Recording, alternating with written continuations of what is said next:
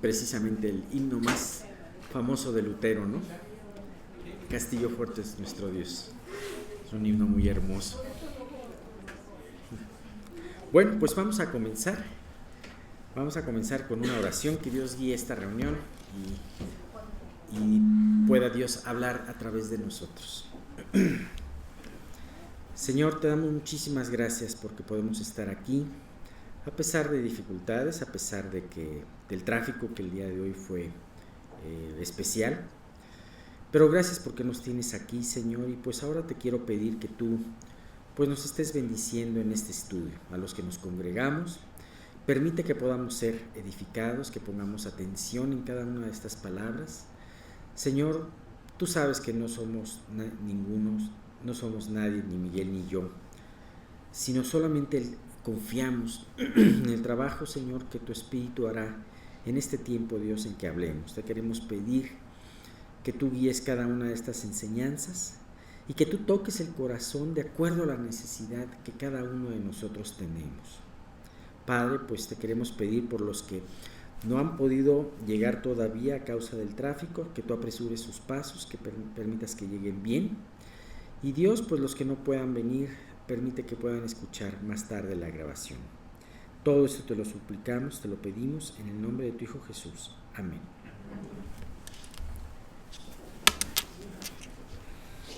Bien, pues hoy vamos a ver lo que sigue de esta segunda sección, que empieza con la palabra Bet. ¿Se acuerdan que habíamos dicho que, aparte de ser la segunda letra del abecedario del alfabeto hebreo, esta letra significa, Bet significa también casa, y que pues en cierta manera hemos visto cómo se habla a través de guardar los mandamientos, se habla de que nuestro corazón sea la casa de la palabra de Dios, ¿no? Bien, pues nos quedamos en un versículo que es un versículo muy conocido, y de hecho lo terminamos. El primer versículo dice: ¿con qué limpiará el joven su camino? Con guardar su palabra. Y habíamos visto ya muchas cosas características acerca de la juventud, acerca de este escudo y espada a su vez, que son todas estas promesas de la palabra de Dios.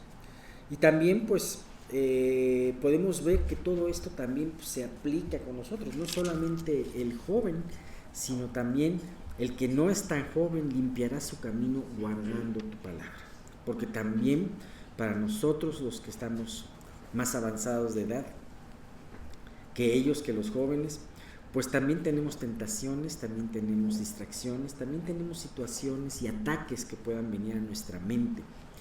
Y a través de la palabra, al guardar la palabra, estamos también nosotros guardándonos en todo esto. Bueno, vamos a continuar con lo que sigue en este salmo.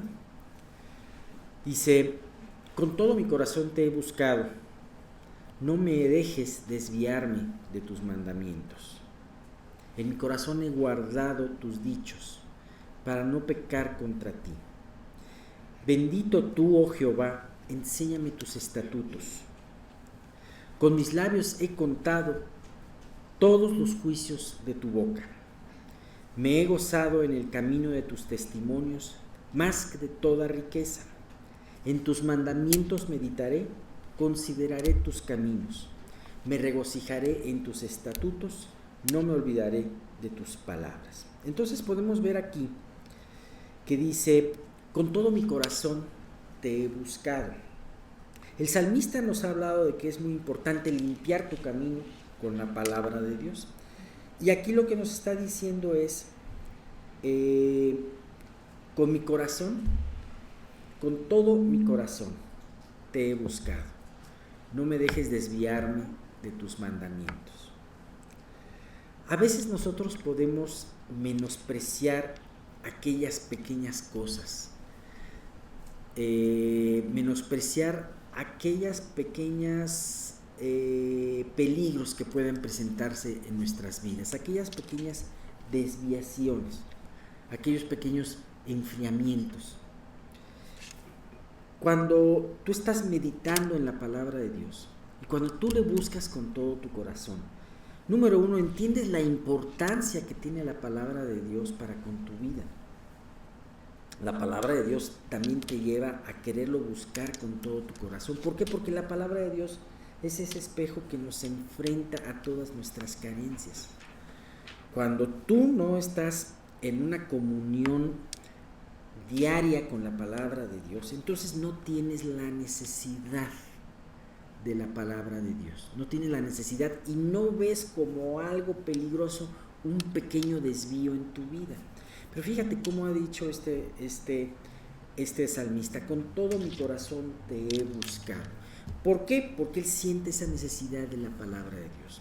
Él tiene una relación sana con Dios. ¿Y por qué? Porque está meditando en su palabra. Y por eso, una de las cosas más grandes, más terribles que pueda pasarle a este salmista es desviarse de su palabra, por más pequeña que sea la desviación. Hace tiempo de una persona que hablaba ciertas enseñanzas de la palabra, escuchaba un ejemplo de hace más de 40 años, 45 años, hubo un accidente en el aeropuerto internacional de la Ciudad de México. Un avión venía con neblina y a la hora de aterrizar no aterrizó exactamente en la pista, entonces hubo un problema por hubo un accidente fuerte y dicen que, el piloto murió y dice que una de las últimas palabras que dijo es cuando le avisaron: vienes un poquito desviado, y él dijo: un poco, tan solo un poco. Ajá. Y entonces aquí tú puedes ver que en la cuestión de aeronáutica fue esa pequeño desviación, que quizás haya sido menos de 1 grado, fue algo fatal. Hizo un accidente terrible en el aeropuerto de la Ciudad de México. Pues aquí el salmista nos avisa que en nuestra vida puede ser una tragedia con una pequeña desviación. Por eso dice el salmista: con todo mi corazón te he buscado. Qué hermoso saber que no es una cuestión de sentimientos, no es una cuestión de simple y sencillamente proponértelo. Nosotros necesitamos, como decía, este estándar espiritual que da la palabra de Dios para no desviarnos por ella. Por eso es algo muy importante. El Salmo 138 dice: porque has engrandecido tu nombre y tus palabras sobre todas las cosas. ¿Y por qué la palabra de Dios ha sido tan importante? Jesús decía, Isaías decía: sécase la hierba, marchítase la flor, mas la palabra de Dios permanecerá para siempre. Jesús decía: podrá pasar los cielos y la tierra, pero ni una tilde de esta palabra pasará. Por eso es muy importante el poder meditar en ella, ¿no? El salmista sabía que si la buscaba con todo su corazón, no se iba a desviar de Dios. Bien, en el versículo 11, ¿qué nos dice el versículo 11? Es un versículo también muy famoso: en mi corazón he guardado tus dichos para no pecar contra ti. Y aquí el salmista se entiende mucho acerca de esto que hablábamos, ese concepto de Bet, que quiere decir casa, diciéndole a Dios: mi corazón es el lugar donde quiero que more tu palabra. El salmista dice que esto lo ha hecho ya de una manera pasada, ya lo acostumbra: en mi corazón he guardado tus dichos para no pecar contra ti. Fíjate que aquí utiliza su experiencia el salmista diciendo: ya lo he hecho. No, hay unas partes que vamos a ver que dice guardaré. Ajá. En los últimos versículos dice guardaré tus palabras. Pero aquí dice: he guardado tus dichos. Él ya había hecho esto, ya había meditado. ¿Qué ¿Qué parte de la palabra tenía el salmista en ese momento? Pues tenía principalmente la Torá, la ley. Ajá. Y fíjate que tan solo la misma ley es una hermosura, porque finalmente por eso te lleva a refrescar esos mandamientos de Dios, pero además te da el propósito de esos mandamientos. Ajá. Y por eso la ley de Dios es muy importante en las festividades. Y en las festividades, por ejemplo, en el día de en las fiestas de los tabernáculos se leía la palabra de Dios. Por eso en los avivamientos se leía la palabra de Dios. Y aquí lo dice: en mi corazón he guardado tus dichos para no pecar contra ti. Él se había dado cuenta que él no quería pecar contra Dios. Y de hecho, creo que ningún cristiano en sus cabales quiere pecar contra Dios, pero de repente fallas. Y de repente dejas de poner tus ojos en donde debes de ponerlos. ¿Por qué? Porque la palabra no mora en nosotros. Esa es la realidad. Porque ante una decisión no viene la palabra de Dios como primera instancia a tu vida, sino vienen otras cosas. Vienen temores. ¿Cuántas cosas pueden venir en el día a día cuando tú tomas una decisión? Ajá. Tú primeramente. Eso es lo primero. Me voy a sentir bien, va a ser lo mejor para mí. O me voy a librar de este problema, o voy a hacer esto, ¿no? A veces la palabra de Dios es a favor tuya. La palabra de Dios te va a librar de muchos problemas, pero hay muchas cosas que, si tú sigues los principios, sabes que no te vas a librar de problemas, sino al contrario, te vas a meter en un problema. Porque mucha gente no le va a gustar lo que hagas a causa de la palabra de Dios. Pero aquí el salmista tenía un punto muy importante. En mi corazón he guardado tus dichos para no pecar contra ti. Porque sabe que en el momento en que sea el momento de tentación, el momento de decisión, ¿qué es lo que va a tener en la mente? Únicamente lo que haya guardado en su corazón. Fíjate que no solamente dice: yo me he comprometido a leer todos los días tu palabra. Yo creo que la mayoría de los que están aquí leen la palabra diariamente, y eso espero. Pero no solamente es la palabra de Dios. No te sientas tú por satisfecho diciendo: ya leí la palabra de Dios, ya leí lo que tengo que leer. Sino realmente de la mente al corazón hay un camino. Ajá.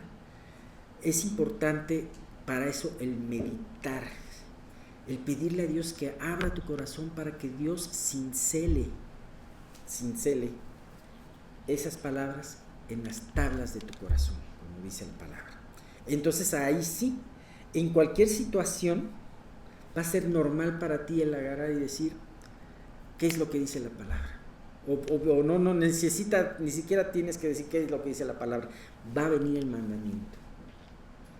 Te invitan a una situación, el policía quiere sacar tajada por ti y sabes que vas a tener que perder tiempo porque vas a ir a la delegación. Pues tú, con la palabra de Dios, vas a poder estar tranquilo, que aunque pierdas tiempo, vas a estar haciendo lo correcto, porque sigues la palabra de Dios. Así que bendito, termina esta primera mitad diciendo: bendito tú, oh Jehová, enséñame tus estatutos. Este salmo sigue profundizando, se sigue profundizando, y él termina alabando y bendiciendo a Dios. Bendito tú, oh Jehová. O sea, Dios, ¿por qué vamos a bendecir a Dios? Porque estamos asombrados de lo que Él nos ha dejado. Sin duda alguna, uno de los mejores regalos que Dios nos ha dado es su palabra. Tan es así que, y tan importante que estamos dedicando el capítulo, o sea, que Dios dedicó el capítulo más largo, que a lo mejor nos vamos a tardar un año en verlo, en hablar única y exclusivamente de su palabra. Entonces, por eso dices: Dios, gracias por tu palabra. ¿Tú le das gracias a Dios por su palabra? Cuando lees, dices: Dios, esto he entendido, Gracias a Dios, gracias Señor, porque esto no se lo, como decía Jesús, te alabo Señor, porque esto no se lo has dado a los sabios, no se lo has dado a los entendidos, a los sabios de este siglo, sino se lo has dado a los niños. Y esto habla mucho de cómo leemos la palabra de Dios. A lo mejor ya te hablo contigo que tú ya has leído muchas veces, has pasado muchas veces por los mismos versículos. Y dices, ese ya la conozco, y casi puedes completar el versículo, ¿no? Bueno, no dejes de tener esa actitud de niño que descubre sus juguetes de Navidad, ¿no? Que descubre sus tesoros y que está maravillado al ver la palabra de Dios, ¿no? Así que aquí el salmista hace en la mitad de esta parte un alto para bendecir a Dios por la bendición de la palabra, pero también a su vez le dice, reconoce, necesito ser enseñado. Si tú fueras una persona que con mucha fuerza de voluntad leyera la palabra de Dios, te levantaras a las 4 de la mañana y 2 horas la leyeras y la meditaras y buscaras en tal referencia y tal referencia, bueno, bien haces, pero eso no sería suficiente para poderte hacer crecer en tu relación con Dios, porque necesariamente tú no podrías aprender nada. A lo mejor aprendes del estilo literario, ¿no? A lo mejor aprendes algo de historia, pero no sería nada si Dios no te enseñara sus estatutos. Así que bendito tú, oh Jehová. Y por otra parte le dice, enséñame tus estatutos. Y creo que una buena forma de poder empezar nuestra lectura diaria es decirle, Dios, enséñame tus estatutos, porque yo como niño no entiendo nada si tú no me lo enseñas. ¿Se acuerdan el eunuco, funcionario de la reina Candace de Etiopía?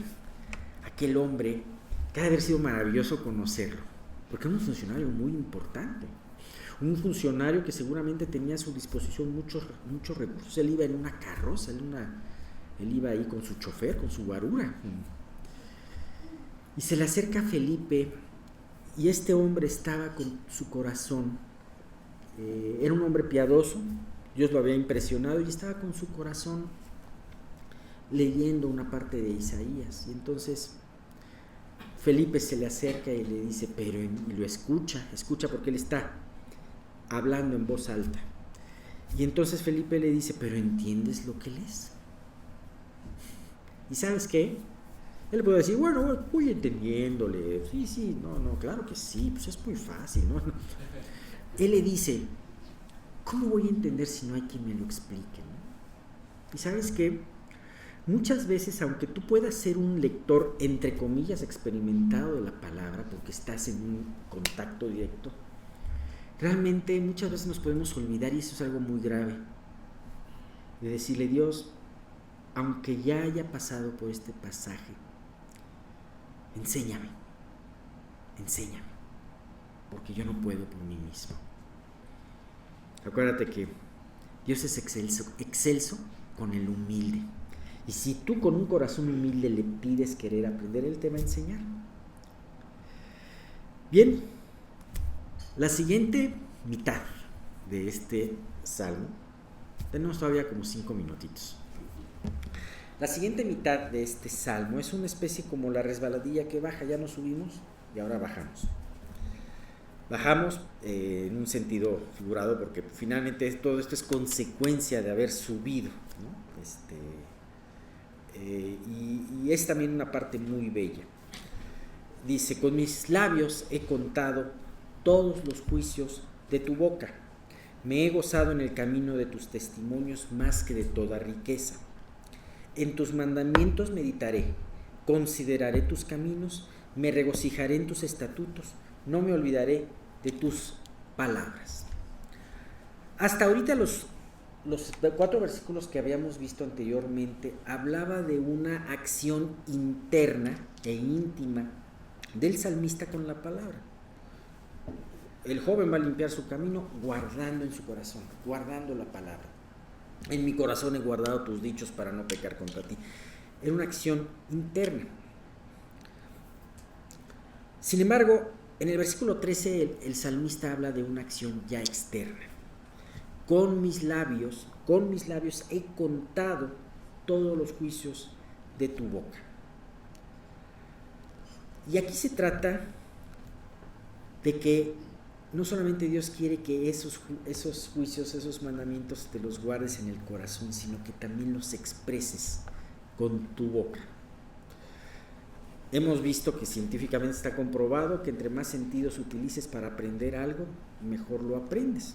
Por eso muchas veces repites en voz alta, porque cuando escuchas tu voz puedes aprender mejor.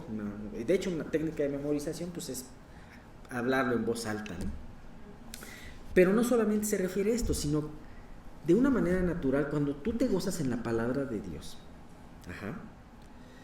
debe de ser como Dios quiere que sea el mismo efecto como cuando le pones a una botella de Coca-Cola una pastilla de Mentos. Salga para afuera. La palabra de Dios no solamente está hecha para que tú la guardes en lo íntimo de tu corazón, sino que también tú la expreses a través de tus labios.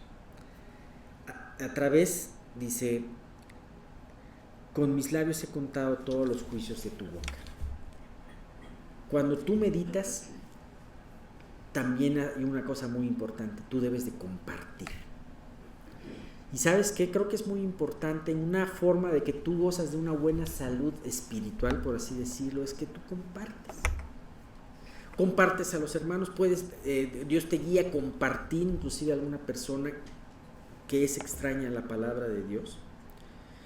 Y esto debe de ser porque tu meditación sea algo tan bueno que sea imposible callarte y que necesariamente tengas que hablar de una enseñanza.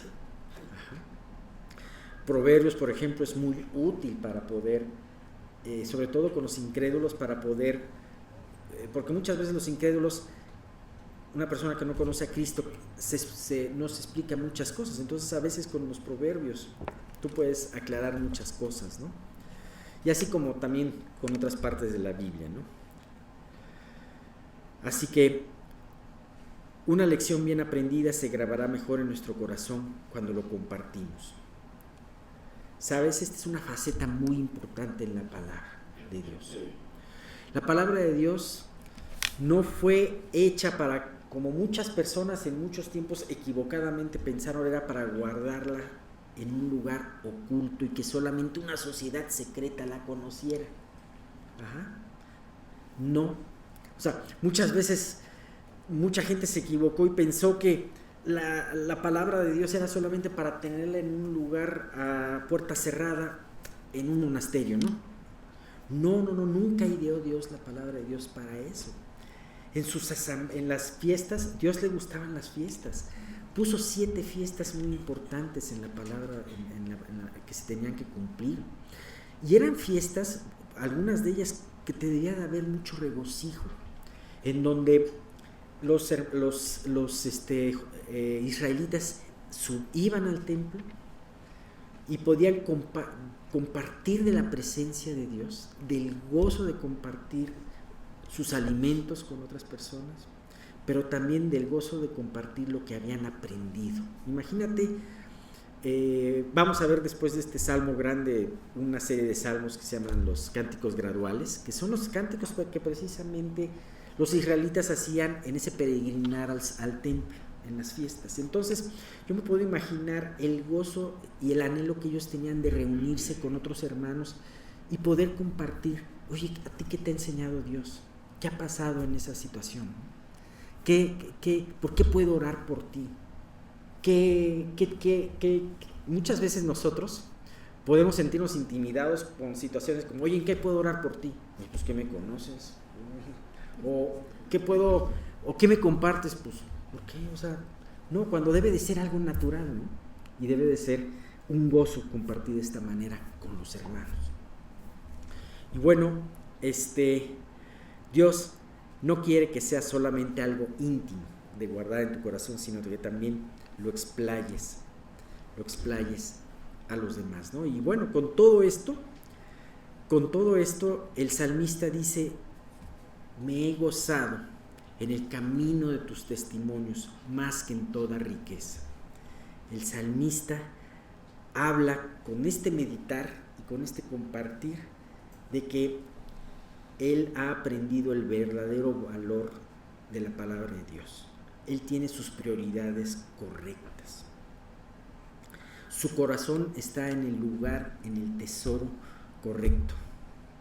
Y hablando de tesoros, podemos poner el ejemplo de un avaro. Para un avaro, ¿cuál es su tesoro? Sus pertenencias materiales.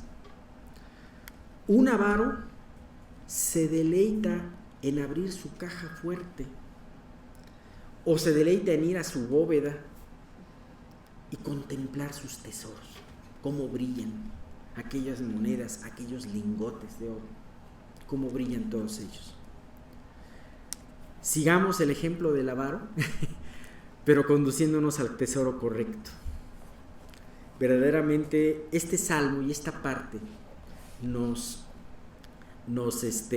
invita a poder apreciar la palabra de Dios como es su valor correcto. Así como ese hombre avaro contempla y se derrite delante de sus pertenencias, así el Hijo de Dios, viendo el tesoro correcto, debe de deleitarse en ese meditar. Por eso dice y termina este salmo diciendo resolutivamente el salmista: ¿qué va a hacer el salmista con respecto a los mandamientos de Dios? El salmista va a meditar en sus mandamientos, va a considerar sus caminos, va a regocijarse en sus estatutos, va a no olvidar sus palabras. ¿Por qué? Porque contempló el verdadero tesoro. Al avaro, pues sí, le gusta mucho contemplar sus lingotes y sus joyas. Se siente bien. Pero ¿sabes qué? Esos lingotes y esas joyas son corrompidas y se van a terminar corrompiendo, ¿no? Van a terminar deshaciéndose. Pero nosotros tenemos ese tesoro eterno, mucho más valioso que cualquier lingote, que cualquier tesoro, en donde podemos voltear y meditar, como dice el salmista. Acuérdate, meditar,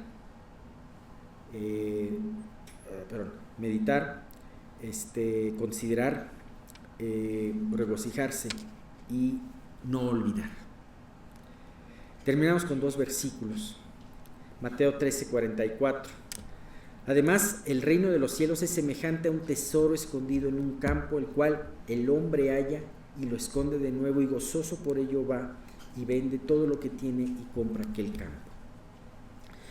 Y en Mateo 6:19 al 21 dice: no os hagáis tesoros en la tierra, porque la polilla y el orín corrompen, y donde los ladrones minan y hurtan, sino haceos tesoros en el cielo, donde ni la polilla ni el orín corrompen, y donde ladrones no minan ni hurtan, porque donde esté vuestro tesoro, allí estará también vuestro corazón. Para meditar, ¿sientes ese gozo al ir a la palabra de Dios? Y yo te pondría un reto. Hay cosas que nos gozan mucho y, por ejemplo, dices: este día voy a ver acerca de Esther. Es muy fácil eso, ¿no? O este día voy a leer la parte de Sadrach, Mesach y Abednego que tanto me gusta, ¿no? Pero también debe de ser un día de gozo cuando vayas a ver Levítico, cuando vayas a ver otros lugares no tan entendibles, pero que tú puedes llegar con Dios y decirle: Dios, con este libro de plano, enséñame tú. Y vas a ver, te vas a encontrar sorpresas y tesoros muy agradables. Bueno. Bien, pues ya vamos acercándonos al final del estudio de la santidad de Dios.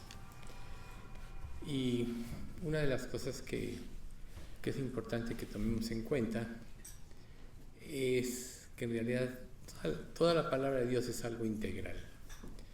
Ahora que Alex comentaba del Salmo, la explicación que doy de esta parte, estaba yo acordando que la lámpara del cuerpo es el ojo, así que si tu ojo fuera bueno, todo tu cuerpo estará lleno de luz. Y esto implica que la palabra debe profundizar hasta lo más profundo de nuestros corazones, hasta que sea la que nos transforme. Pero si tu ojo fuera maligno, todo tu cuerpo estará en tinieblas. Entonces, todo mucho depende de lo que entre por los ojos. Por eso es tan importante el estudio de la palabra. Y nosotros hoy nos enfrentamos a un tiempo en que es como esta generación última se le está llamando la generación de cristal porque nadie los puede tocar. Y es verdad, y esto ha influido mucho en la filosofía de las iglesias que enfatizan verdades de la Biblia pero omiten otras porque a la gente le molesta oír. Y ya que nosotros estamos estudiando la santidad de Dios, vamos a estudiar hoy una réplica, parte de un sermón de un gran predicador que se llamó Jonathan Edwards, que era un predicador que para el gusto de muchos era muy duro en cuanto a sus exposiciones, pero la gente se convertía. Eso es lo importante.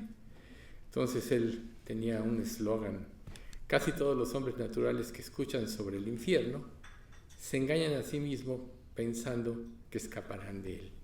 Y es precisamente esta la filosofía del ser humano. En su mente maquina cosas, genera ideas propias y da por hecho que estas ideas son una realidad. De ahí que muchos dicen, y dicen falsamente en el cristianismo, que a final de cuentas Dios es tan bueno que va a perdonar a todo el mundo. Y si Dios es tan bueno que va a perdonar a todo el mundo, ¿para qué me porto bien? ¿Verdad? ¿Para qué me esfuerzo? Si al final de cuentas Dios en su amor y en su misericordia va a perdonar a todo el mundo. Pero este sermón vamos a ver, de hecho, dos. Uno este domingo, el otro la semana entrante. El segundo habla de cómo el hombre puede juzgar a Dios. Pero este prácticamente habla de un Dios airado. Y este Dios que es amor, que es misericordioso, también es un juez justo y está airado contra el impío, contra el pecado. Entonces, ¿qué pasa cuando una persona no salva se enfrenta a este tipo de principios de la Biblia que los ven como una amenaza? Pues ellos prefieren decir, no, estás viéndote al extremo, eres extremista, eres demasiado legalista, cosas de ese tipo. Mencionan. Entonces, si una persona, una iglesia, un predicador, un creyente, no tiene estas verdades firmes en su corazón, pues va a ceder a las presiones de este mundo. Nosotros vemos cómo este mundo está ejerciendo presiones que están fuera de la realidad. Ayer mi esposa y yo veíamos la historia de este hombre de El Salvador, este presidente que sí claramente declara que es creyente, aunque muchos dicen que es musulmán y cosas de este tipo.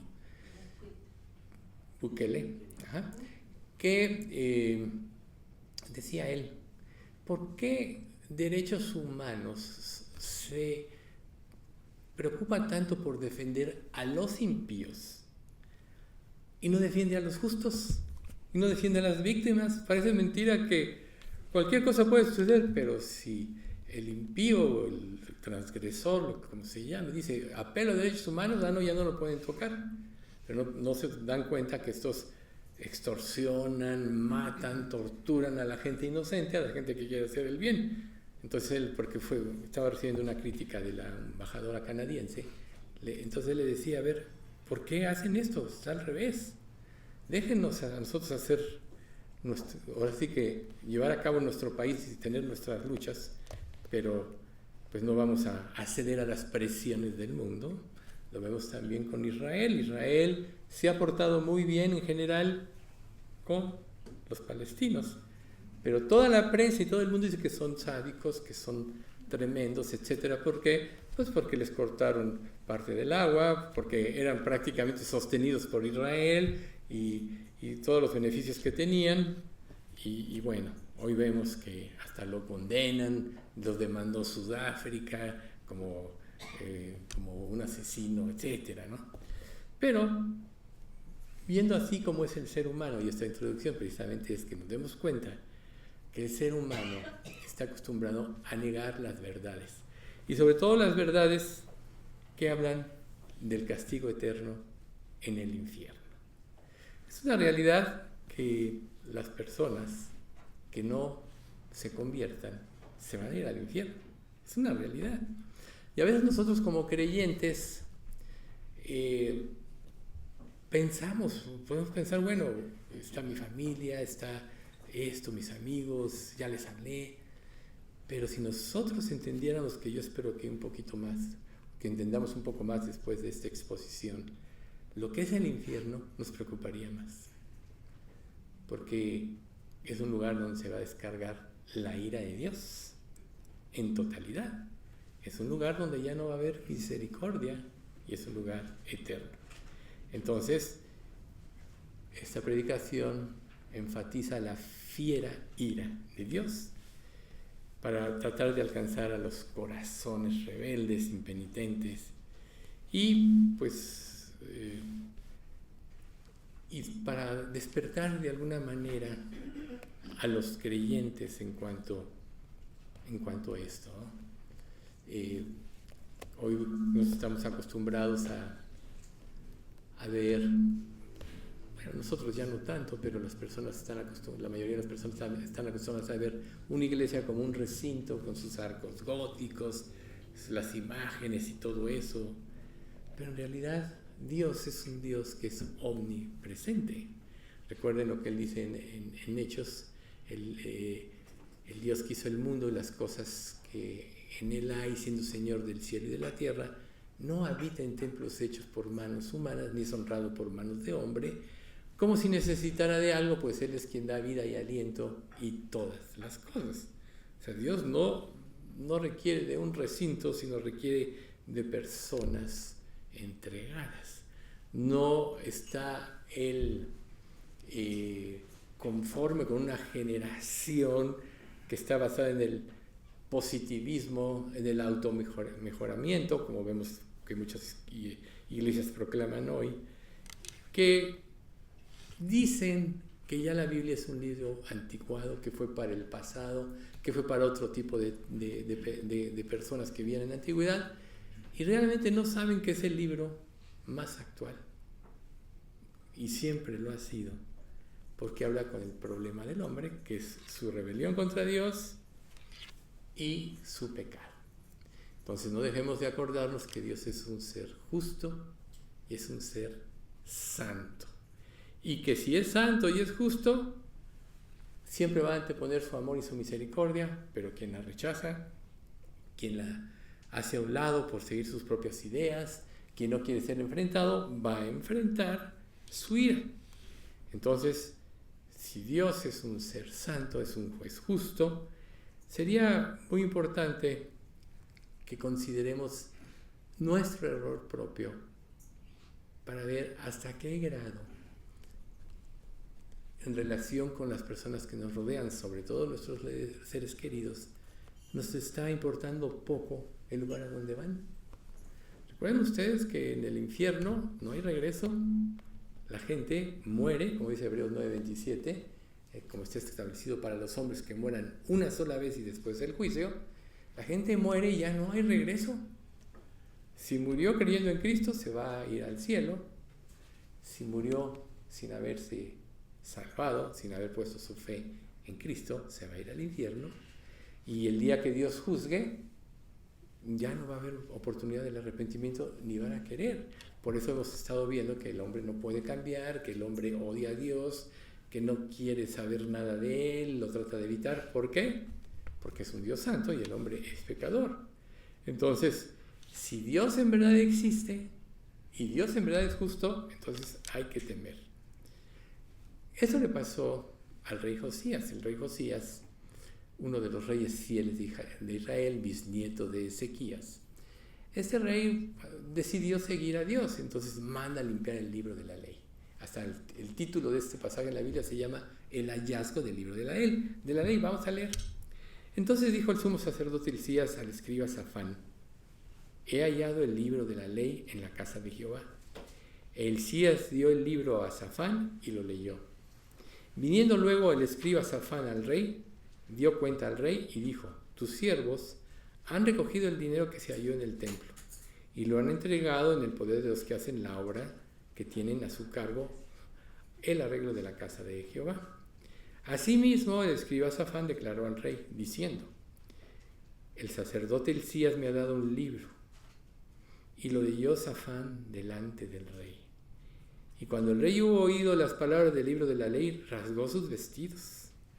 Luego el rey dio la orden al sacerdote Hilcías y a Ahicam, hijo de Safán, a Acbor, hijo de Micaías, al escriba Safán y a Azarías, siervo del rey, diciendo: id y preguntad a Jehová por mí, por este pueblo y por todo Judá, acerca de las palabras de este libro que se ha hallado, porque grande es la ira de Jehová que se ha encendido contra nosotros, por cuanto nuestros padres no escucharon las palabras de este libro, para hacer conforme a todo lo que nos fue escrito.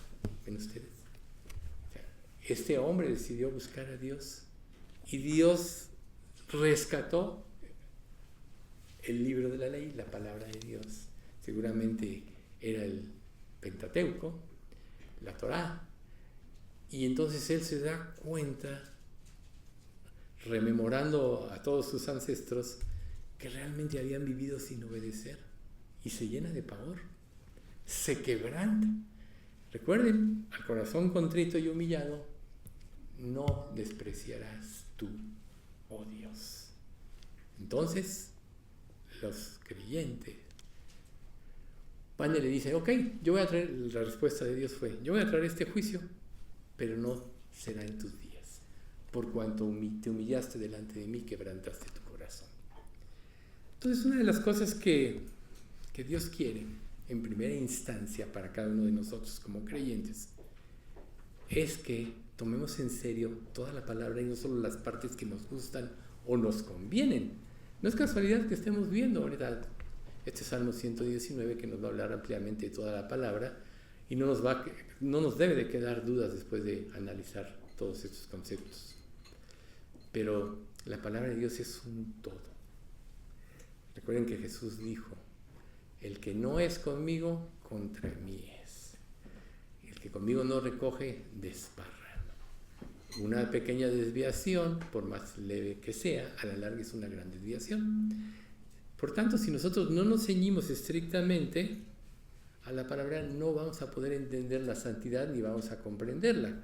Por eso, tenemos que reconocer que hemos violado la ley.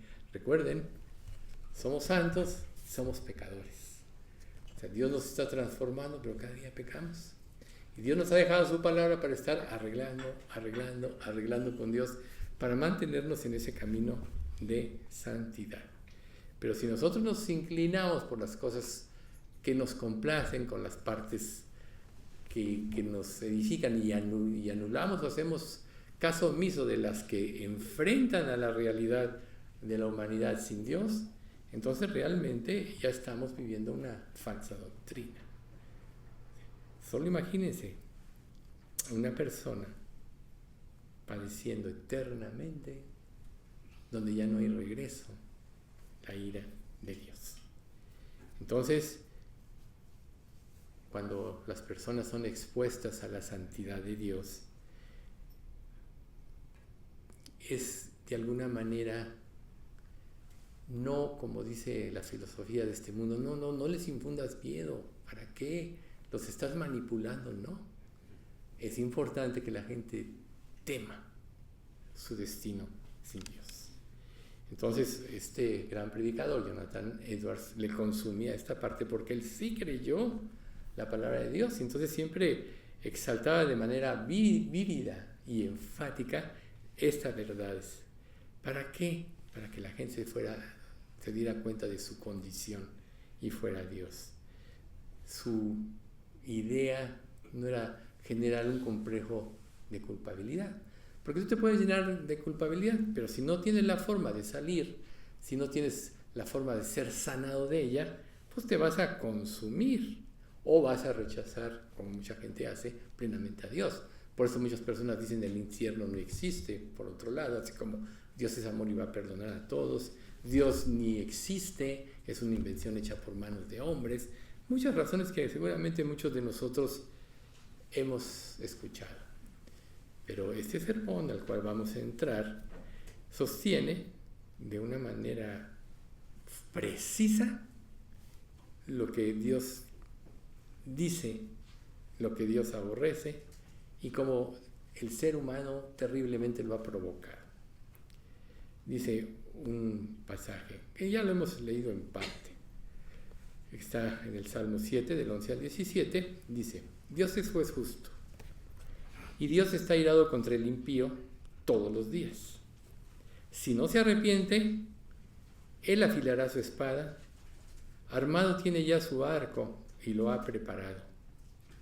Asimismo, ha preparado armas de muerte y ha labrado saetas ardientes. He aquí, el impío concibió maldad, se preñó de iniquidad y dio a luz engaño. Pozo ha cavado y lo ha ahondado, y en el hoyo que hizo caerá. Su iniquidad volverá sobre su cabeza, y su agravio caerá sobre su propia coronilla. Alabaré a Jehová conforme a su justicia y cantaré al nombre de Jehová el Altísimo. Entonces, veamos, o sea, Dios está airado, el fuego de su ira está preparado para llegar el momento de la ejecución.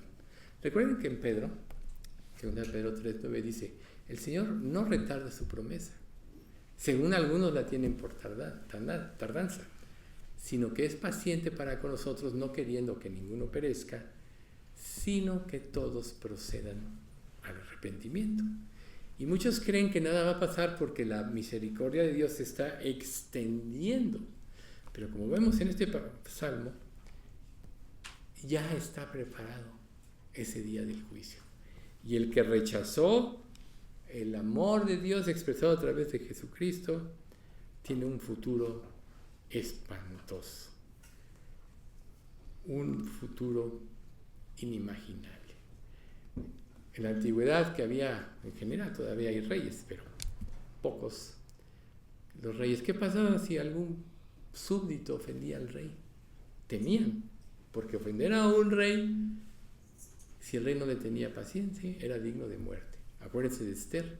Aún Esther como esposa, si entraba al atrio donde estaba el acceso al rey y el rey no levantaba el cetro, era digna de muerte. Así de grave era la situación. Por eso cuando Mardoqueo le dice: ve y preséntate, Dios que no me ha llamado. Bueno, dice, quizá para esta hora has llegado al reino. Y si tú no enfrentas esto, la salvación vendrá por otro lado. Pero quién sabe si para esta hora has llegado al reino. Entonces ella se arma de valor, se pone a orar, a ella y sus súbditos, y se presenta delante de ella. Yo, gracias, conocemos esta historia, pero solo para enfatizar cómo era la situación de grave de presentarse sin ser llamado, ¿sí? Entonces, ¿qué pasa con el ser humano? Que cada día ha ofendido a Dios, cada día ha ofendido su santidad, ¿sí? Que no tiene conciencia de lo que le espera porque no hay temor. O sea, Satanás es uno de los actores de ir minimizando las verdades del Evangelio en diferentes religiones para que la gente no se convierta. O dar esperanzas falsas no basadas en la palabra. ¿Para qué? Para que den por hecho cosas que no son. O sea, muchas personas en el hecho de la muerte pueden decir: es que no estoy seguro de mi salvación, porque nunca se afianzaron en estas verdades, o porque nunca estuvieron delante de Dios manteniendo su vida de santidad. Si bien es cierto, reitero, que todos pecamos cada día, mantener la vida de santidad es siempre ponernos de acuerdo con Dios, es decir: sí, Señor, he pecado, perdóname, y así va siendo la limpieza del creyente. Ahí está 1 Juan 1:9, que la mayoría conocen. Confesar nuestros pecados y Él nos va a perdonar. Pero ¿qué pasa si aún como creyente dejas de confesar tus pecados? Dejas de tener comunión con Dios. Pecado no confesado es pecado no arreglado y te va llevando a una mayor maldad y a una mayor rebeldía y al endurecimiento de tu corazón. Imagínense un mundo sin Dios, que no ha creído el Evangelio, que lo ha desechado porque lo enfrenta a que tiene que cambiar y muy en lo profundo no quiere porque le encanta el pecado. ¿Cómo no se va a manifestar la ira de Dios ante una persona así? Entonces, el infierno está hecho para el diablo y sus ángeles y para todos aquellos que sigan el camino malvado que ellos mismos hacen. Y si el mundo entero está bajo el maligno, nosotros tenemos que saber que la influencia del diablo hacia la humanidad sin Dios es rebelarse contra Dios, es dudar de su amor y tener en poco lo que Él dice. Entonces, si una persona no es salva, si aquí, dentro de los que estamos aquí, una persona no es salva, entonces no hay otra razón o no hay otra, otra causa que no le vaya a llevar al infierno si llega a morir. Entonces, como pecadores tenemos que considerar a través de esta exposición el peligro en que no podemos encontrar si no nos hemos arrepentido verdaderamente y si no hemos creído lo que Dios dice. Recuerden, Dios produce la fe, Dios produce el arrepentimiento antes que la fe y Dios llama. Pero un corazón endurecido no responde. Por eso Jesús dijo, nunca se nos olvide, muchos son llamados, pocos escogidos. O sea, Dios llama. Entonces, el que responde es al que Dios le cambia la mente, le cambia el corazón y viene a Cristo. De otra manera, el destino es ir al abismo sin fondo, un lugar lleno de fuego y que quizá está sostenido, según el mensaje de Jonathan Edwards, como por un hilo de araña. O sea, entre la vida y la muerte no hay nada. No hay nada más que así como un hilo de araña. Entonces, ¿qué pasa cuando Dios nos presenta a Jesús, nos presenta el Evangelio y un mediador? Vemos a los fariseos. Habían establecido su propia religión basados en la ley de Dios. Pero que Jesús llegó y los enfrentó. Esto debías hacer, hablando de sus legalismos, sin dejar de considerar la misericordia, el amor, el perdón de Dios. Esto es lo que... No le abres a la puerta porque de aquí ya se siente mucho calor. Esto es precisamente lo que ya en un sentido colgaba, o sea, perdí, lo que separa a una persona, ¿no? O sea, Jesucristo. Entonces, Jonathan Edwards fue intensificando precisamente el mensaje porque el objetivo era tocar las conciencias. ¿Qué pasa si una persona no se siente perdida? Nunca se va a convertir. ¿Qué pasa si una persona no está consciente que hay un infierno eterno que no tiene regreso, donde no va a pagar? No se va a convertir. No se va a convertir. Entonces, una de las cuestiones que hace la palabra, y por eso dice la fe es por el oír y el oír la palabra, es precisamente la revelación que Él nos da, tanto del amor y la misericordia de Dios, pero como del destino de las almas sin Dios. Y Dios se ha encargado de advertirle a todos los seres humanos, recuerden, en el libro de Job, Él mira sobre los hombres y al que dijere pequé y pervertí lo recto y no me he aprovechado, Dios redimirá su alma para que no pase al sepulcro y su vida se verá en luz. He aquí estas cosas hace Dios 2 y 3 veces con el hombre para apartar su alma del sepulcro y para iluminarlo con la luz de los vivientes. O sea, no hay ser humano que no sea a través de la misma creación, a través del testimonio, a través de su conciencia, de la misma vida de Jesús en el Evangelio, que no haya escuchado la voz de Dios. Entonces, todas las personas, sin haberse convertido, están atravesando el abismo que conduce al infierno. A lo mejor es como si fueran caminando por un puente que tiene las vigas podridas. Cualquier movimiento va a hacer que caigan, ¿sí? Y Dios dice, mi arco está preparado para que mis flechas están apuntando a los corazones incrédulos, ¿sí? Entonces, también se describe como grandes corrientes que se apresuran contra las compuertas de un dique. Hoy que estamos en la época de las lluvias, las presas estaban vacías, etc. Pero ¿qué pasó, por ejemplo, ahí en el norte cuando se llenó una? Tuvieron que abrir las compuertas para que saliera el agua, porque si no, no iban a aguantar la presión del agua. Y así es como la vida. Mientras más se predica el Evangelio en sana doctrina, las personas se van a sentir acorraladas. Y si desechan, bueno, ya sabrán. Pero imagínense que una persona ignore este tipo de cosas porque nadie le hizo conocer. ¿Cómo irán si no hay quien les predique? Dice la palabra. ¿Cómo predicarán si fueren enviados? Nosotros estamos conscientes que si somos salvos, fuimos enviados a predicar.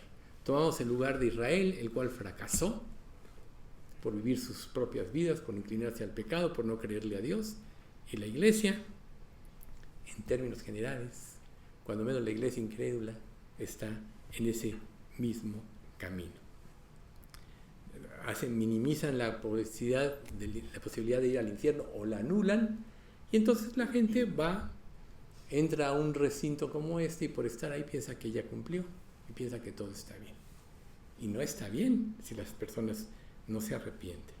Es como si tú en tu necedad fueras echando piezas de plomo sobre ti y te aventaras a un lugar de agua, no un dique. Te vas a hundir, ¿sí? Y lo único que puede impedir que una persona se hunda, pues es precisamente el Evangelio y creer en él, donde está la mano del Salvador. Acuérdense, cuando Pedro va a Jesús y empieza a dudar, se empieza a hundir, y Jesús extiende la mano y le dice, hombre de poca fe, ¿por qué dudaste? Es un vívido ejemplo de lo que pasa con el incrédulo. Claro, Pedro sí creyó al final, pero a todos nos asaltan las dudas, aún como creyentes, y responderá a Dios, y su provisión nos ayudará, etc. Pero si hay una convicción producida por la palabra, entonces las cosas van a ser diferentes. Pero si conoces y rechazas, entonces tu destino eterno es precisamente ir al infierno. Entonces, si nosotros estamos estudiando que Dios es un ser santo, también tenemos que tener claro en nuestros pensamientos en que Dios es un Dios justo y que Dios es un Dios de ira. Entonces, podríamos ver algunos puntos sobre la ira de Dios. La ira de Dios es divina, no es como la del hombre, llena de resentimientos, de sentido de venganza. Es santa, implica la justicia, ¿sí? La ira de Dios es diferente, reitero, a la ira humana. La ira humana cesa, tiene un punto final, es limitada, pero la ira de Dios continúa sin límite, para siempre. Por eso el infierno es eterno. La ira de Dios es fiera. Repetitivamente compara la ira de Dios con un lagar de furia. El infierno no hay moderación, ni se concede misericordia. La ira de Dios no es una simple molestia o un ligero disgusto. Es una cólera que consume al que no se ha arrepentido, o sea, al impenitente. La ira de Dios es eterna.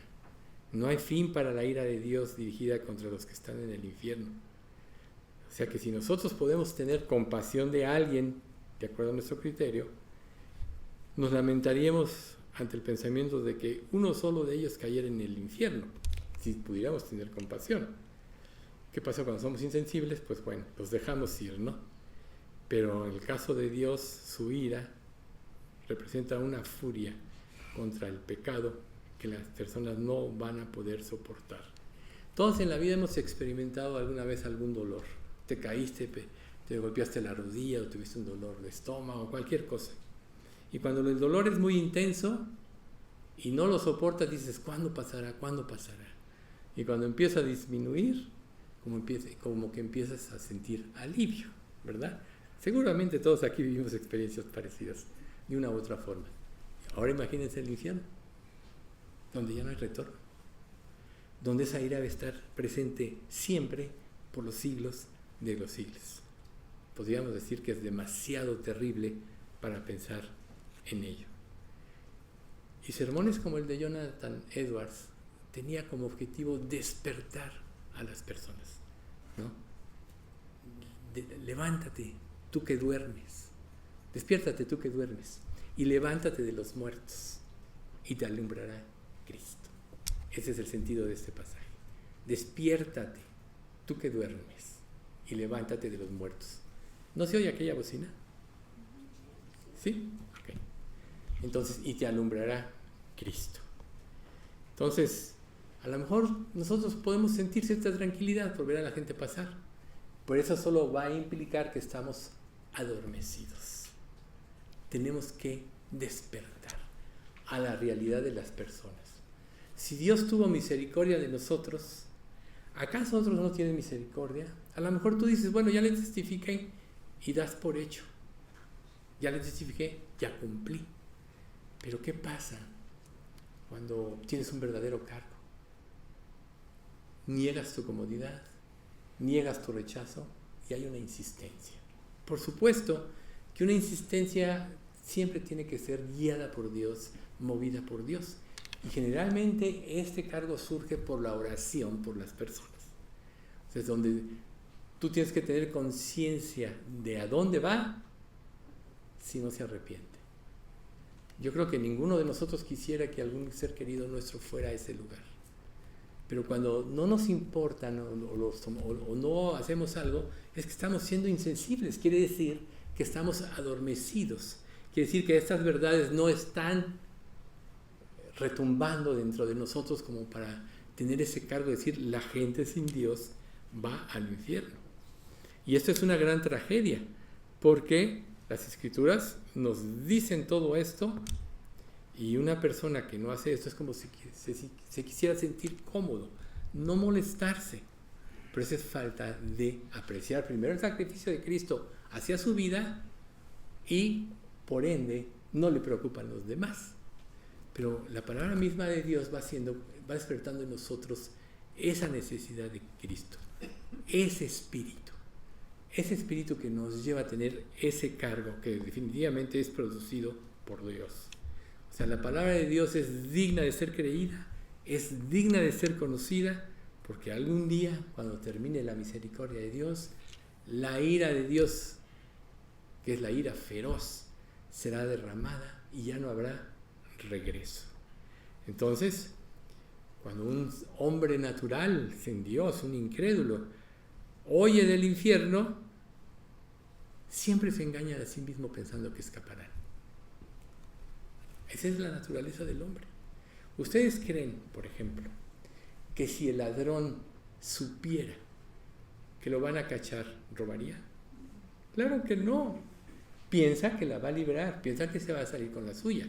Y hoy podemos ver, cuando menos en un sistema de justicia recto, a muchas personas padeciendo en las cárceles porque creyeron que podían librar eso. Y si esto pasa en este mundo, ¿cuánto más no va a pasar con las personas que piensan que pueden librar el infierno? Entonces, cuando una persona piensa así, depende de sí mismo para su propia seguridad.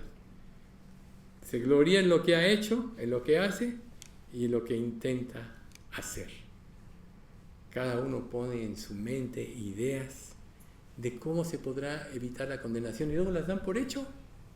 A mí me parece que Dios no va a condenar. A mí me parece, como decíamos al principio, que Dios es demasiado justo. A mí me parece que todas las advertencias que recibo de esto no son verdad, son demasiado exagerados. Me quieren esclavizar, no quieren que yo tenga libertad. ¿Libertad para qué? Para pecar. Entonces, ¿cómo podremos reaccionar nosotros ante la evidencia de un mensaje como este? Vamos a pasar por alto todas estas verdades y vamos a dejar que las personas se vayan al infierno pensando que pueden burlar a Dios, o los vamos a confrontar a lo que van a recibir si dudan de Dios. para muchas personas tan solo mencionar el infierno es un insulto. Por eso muchos lo niegan. Una ocasión estaba yo platicando con una persona hace poco y decía que él sí estaba de parte de Cristo, etcétera, comentamos algunas cosas. Luego me lo volví a encontrar y me dice, es que tengo un amigo que él sí se declaró ateo. Entonces le dije, bueno, una persona se declara ateo, primero porque no puede ver la maldad de su pecado. Y negar a Dios es lo más fácil. Si no hay Dios que exista, entonces no hay quien me pueda juzgar. Por eso muchos se declaran ateos. La realidad de los ateos es esta.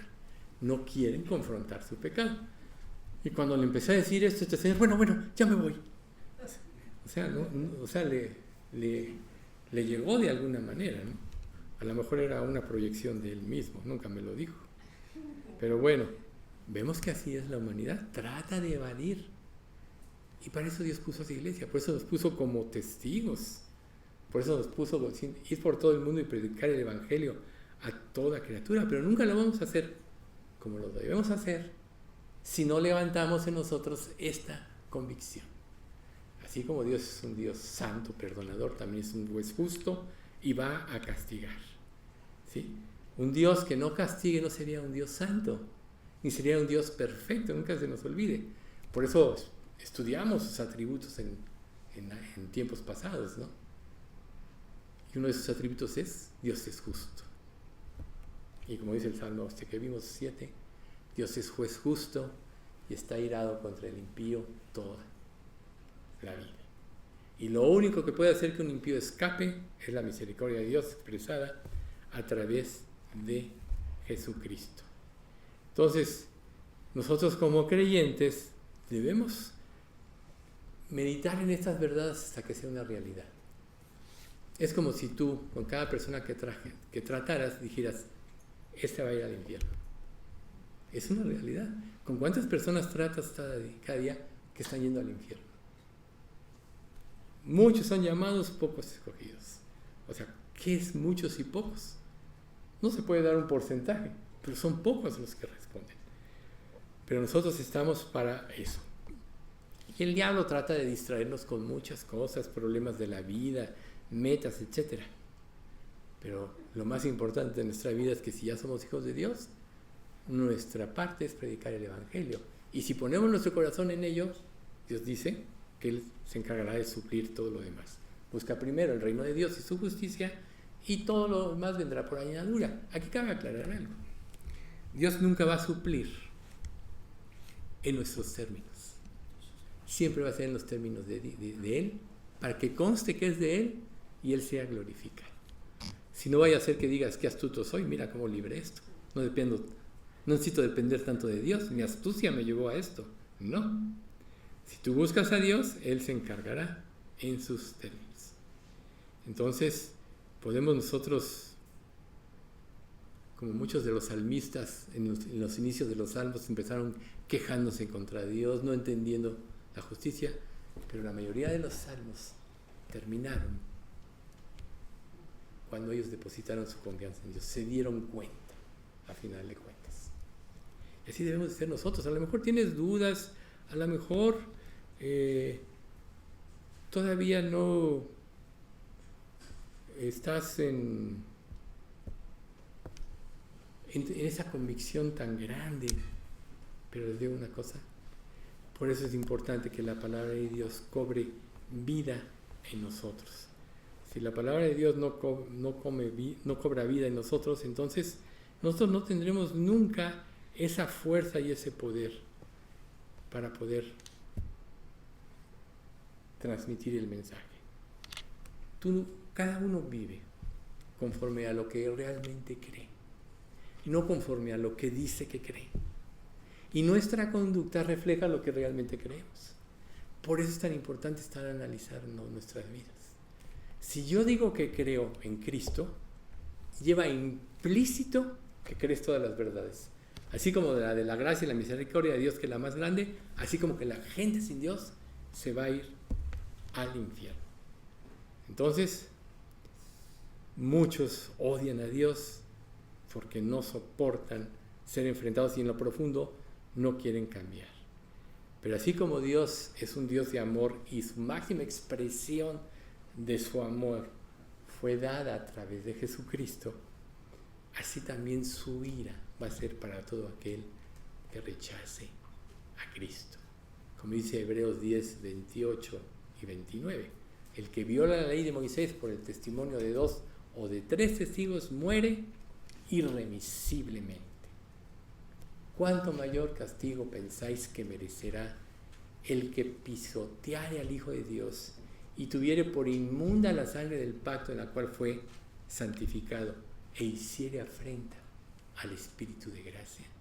Peor que todas las normas de Dios es rechazar a su Hijo. Por tanto, Dios sí es un Dios amoroso, pero el que rechace a su Hijo va a recibir el fuego de su ira, que es inimaginable. Meditemos en todo esto. Vamos a dar gracias. Padre bendito, cuánto te queremos alabar y bendecir por hacernos conscientes, Padre, de parte de lo que es tu naturaleza divina y de lo que es tus atributos, así como el amor, la justicia. Sabemos, Padre, que por delante está la misericordia que has extendido a todos los que crean, pero también está reservado el juicio para todos los que te rechacen.